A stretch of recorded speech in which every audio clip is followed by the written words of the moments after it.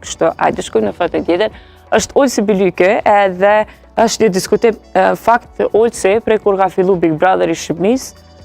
Vitin e kaluar ka qenë Big Brother edhe nuk është diskutuar sikur këtë vetë. Po më duket sikur me ka banor brenda shtëpisë, edhe vazhdimisht është përmend për raportin me ish të dashurën e tij Eglin, edhe një tjetër diskutim i cili ka marrë vëmendjen është publikimi i këngës së ri të cilën do e publikoj, edhe që ka qenë një koment i cili është shprehë se po e shfrytëzon situatën, edhe po i bën një dedikim fakt kështu për Eglin, edhe Olsi e ka rikthy këtë koment dhe ka thonë e mirë na fal.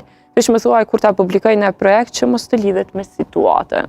Kjo po i bie që projektet e cilat po i bën Olsi nuk kanë të bëjnë me situatën e cila po ndodh. Të pas parasysh që Olsi kohët e fundit, edhe pse është diskutuar fakt nga Egli, brenda Big Brotherit, ka tregu raportin cilin e ka pas me këngëtarin, ka publiku foto me të dashurën e tij vazhdimisht, kështu me të dashurën e ri, edhe që ka bu edhe ato ironit fakt që po përmenden vazhdimisht edhe gjëra tjera. Po, ndoshta Olsi donjeta realisht mundet mos ketë pëlqim apo ndjenja të ndërsjella mendoj si ka qenë atëherë për Eglin, por që se po shfrytëzon situatën, po shfrytëzon. Realisht nëse flasim për diskutimin e brenda dhe vetë kur ka qenë vetë në Big Brother, nuk është diskutuar kaq shumë, sa është duke u diskutuar tash. Dhe sigurisht një artist i tillë si Olsi e shfrytëzon një situatë të tillë dhe pse jo, publikon edhe një këngë dhe tekstin nëse e shohim ka qenë ashtu që u përputhke me situatën çfarë po ndodh aktualisht në Big Brother dhe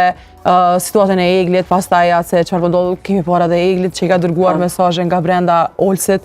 Po përmendesh ti më shumë se unë këto dedikime të ndryshme dhe mendoj që unë pajtohem me komentuesin në fjalë që po shfrytëzon situatën. Po marketing të kesh arta nuk ka, kështu që pavarësisht a e shfrytëzojmë, as të shfrytëzojmë rëndësi marketing vetës po i bën. Hajde shkojmë fotën tjetër.